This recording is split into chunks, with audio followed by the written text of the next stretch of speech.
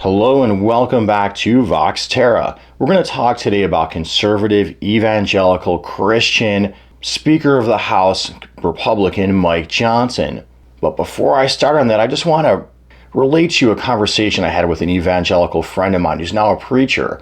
Well, I was ringing the alarm bells for that friend of mine about climate change and how dire the situation is, and he interrupted me and said, "Friend, let me just tell you the conservative argument about climate change, that it's not so bad or not even real." And I said, "Well, wait a minute here, friend. Climate denial, climate dismissal, that's not conservative, that's not evangelical, that's not Christian. That is what I call the reckless elements of the fossil fuel petrochemical industry wrapping themselves in a conservative cloak, in a Christian cloak, or in an evangelical cloak." So keeping that in mind, now let's talk about Mike Johnson. And maybe you heard him addressing Congress in talking about God and God's call, and maybe you found those words comforting. Maybe it resonated with you when in the past you heard him talking about how our values, our American values, are under attack by social liberalism, tearing at our foundation, tearing at everything we find and we hold sacred. Maybe that resonates with you. Maybe that makes some sense to you. Here he is in 2016 when he was interviewed by Alex T. Ray on his broadcast, Disciples Voice of Hope. Because I remember I've been out in the courts for the last couple of decades fighting to defend what's left of that, and I'm watching our freedom being eroded. I'm watching these foundations, religion, morality, the rule of law, virtue. I'm seeing those things being willed away. But now you got to ask yourself, have those reckless elements, those fossil fuel industry elements, have they worked their way into your movement, into your thinking?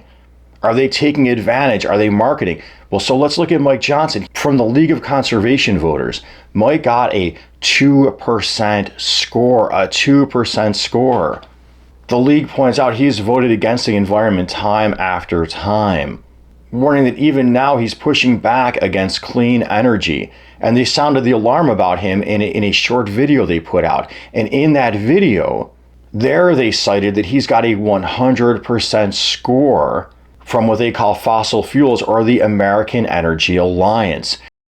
Our climate in crisis. Our government set to shut down in days. And the first thing Maga Mike Johnson does as Speaker? Push through a bill cutting America's affordable clean energy program. Because Mike Johnson isn't just an election denier, he's a climate change denier, a big oil man with a 100% voting score from the fossil fuel industry. Now look, friend, I went to Desmog and I went and looked up their American Energy Alliance to find out what it's all about. And sure enough, yeah, it's a pro-fossil fuel organization, or that's what it appears to be. And it's got money coming from the fossil fuel industry and those who are wealthy in that industry, like the infamous Koch brothers. Infamous if you're involved in the environmental movements, but shockingly, no one's heard about them outside of that. Studying Desmog, they received from the American Fuel and Petrochemical Manufacturers $940,000. They also got money from another interesting organization called the Center for Patients' Rights. I'm assuming that one's to block universal health care. And the Alliance for Automobile Manufacturers. Well, now if we take a jog over to another great journalistic website, Open Secrets, and oh yeah, and by the way, if I forgot to mention it, Desmog specializes in exposing the money behind climate and environmental denial. And Open Secrets, they specialize in exposing campaign donation money. Well, why are these groups ignored by most of the media? That says something about most of the media. So if we look at Mike Johnson's 2022 donations, we see sure enough that second to the top came in by industry sector came in the oil and gas industry.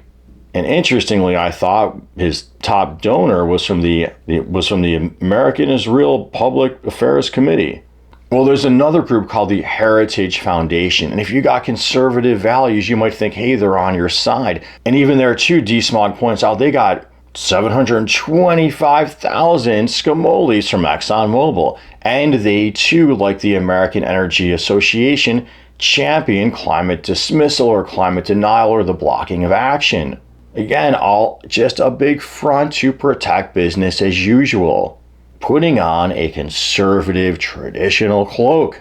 But to be fair, or just show how weird all this is, if we look at the League of Conservation Voters, their scorecard, and you look at it long enough, you're going to see there are some issues in there that if you are an evangelical conservative, you're going to wonder, well, wait a minute, What does that have to do with the environment?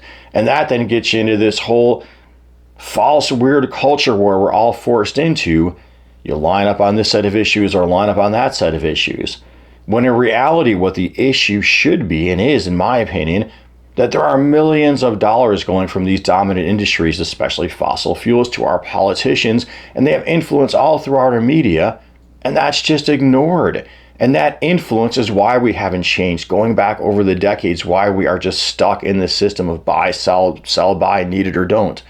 Why our biosphere is being pumped full of carcinogens, known heat-trapping greenhouse gases, dangerous particulate matter, why we've got an epidemic of cancer, and why our planet is heating up and our climate is destabilizing. And yet, none of that is a political priority. That's the issue we need to be focused on. Well, hey amigo, I hope you found this video helpful, interesting, good food for thought, and if so, please make sure you are subscribed to my channel. You click that there notification bell, you're liking, you're commenting, you're donating at Patreon, because this show is a heck of a lot of work, partner, and takes a lot of research. And, as always, oh yeah, and thank you to my two patrons at Patreon, Bella Grussi and Environmental Coffee House. And, as always, until next time, peace be with you.